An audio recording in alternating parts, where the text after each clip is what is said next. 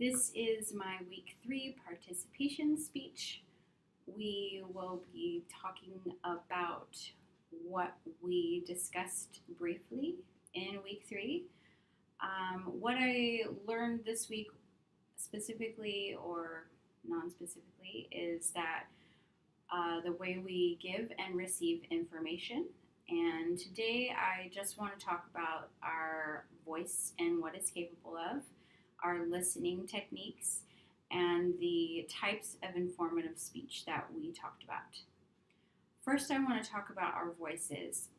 Our voices are capable of many things, and specifically, we have the ability to have appropriate pauses as such, and inappropriate pauses as such that I did before. And the reason why we need to spend time on making sure that we are having the appropriate pauses is that way when we do our speeches that our audience is engaged and not disengaging at inappropriate times because they think that we are done. So we need to make sure that we are practicing and making sure that we are timing ourselves appropriately so that way when we take a breath or we take a pause, that it's not too long and that we are making sure that we are taking a long enough pause so that way we can breathe.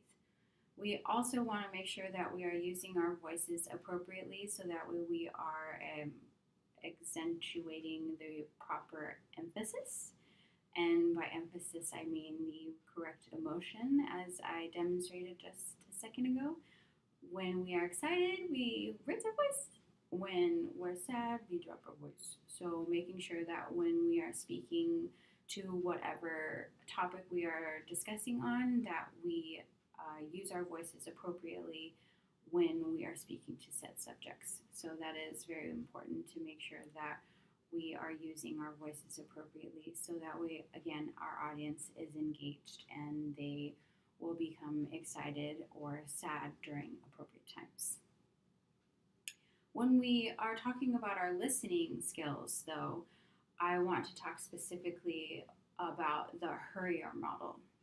The Hurrier model, I thought, was an excellent example of what to do because it talks about hearing, understanding, remembering, interpreting, evaluating, and responding.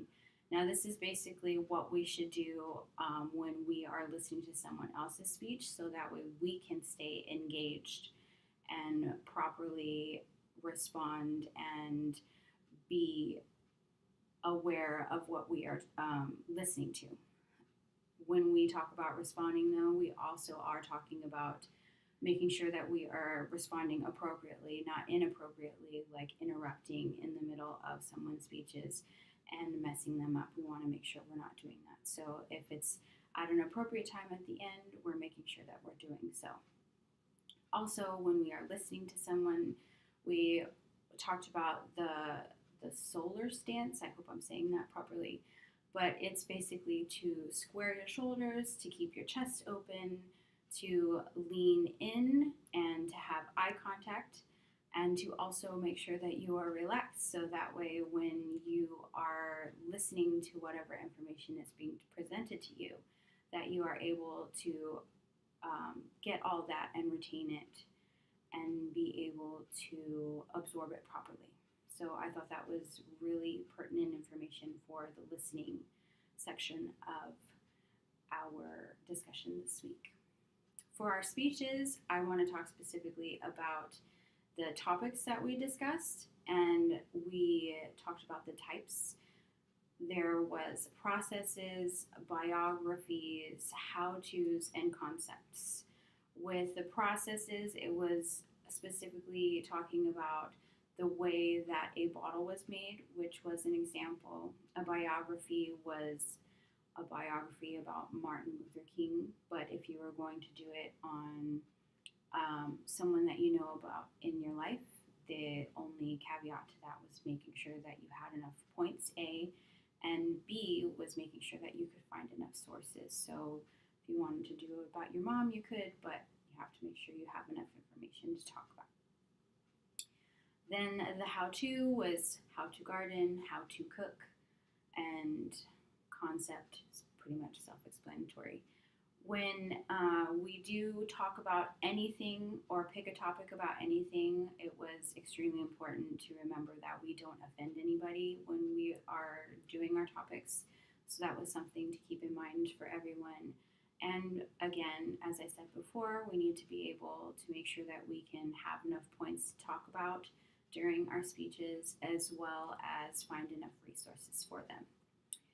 So again, this is week 3, and we talked about our voices, our listening skills, and the types of informative speeches that we could pick from.